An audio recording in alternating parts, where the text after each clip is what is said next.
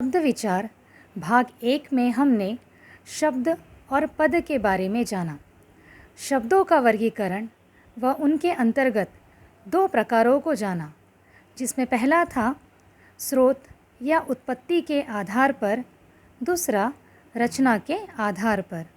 आज हम अन्य प्रकारों को जानेंगे। आइए प्रयोग के आधार पर शब्द के प्रकार जानें, जिसके अंतर्गत पहला प्रकार है सार्थक शब्द, दूसरा निरर्थक शब्द।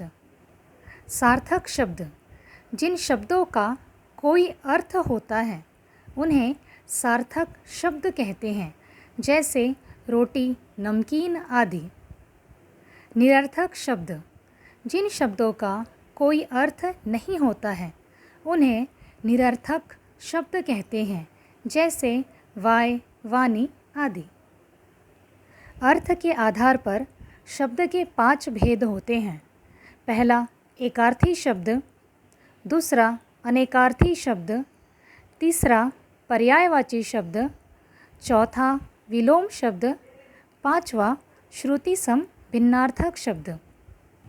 एकार्थी शब्द ऐसे शब्द जो समान अर्थ वाले लगते हैं लेकिन उनके अर्थ में भिन्नता होती है, उन्हें एकार्थी शब्द कहते हैं।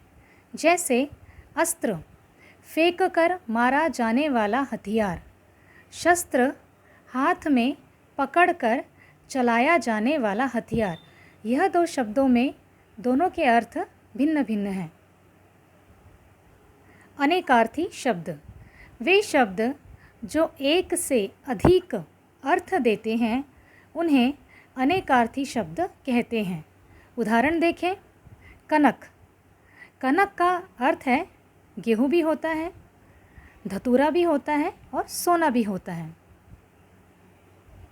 पर्यायवाची शब्द समान अर्थ देने वाले शब्दों को समानार्थी या पर्यायवाची शब्द कहते हैं।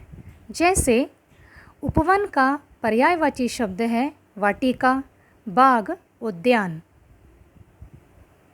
विलोम शब्द जो शब्द अर्थ की दृष्टि से विपरीत अर्थ देते हैं उन्हें विपरीतार्थक या विलोम शब्द कहते हैं।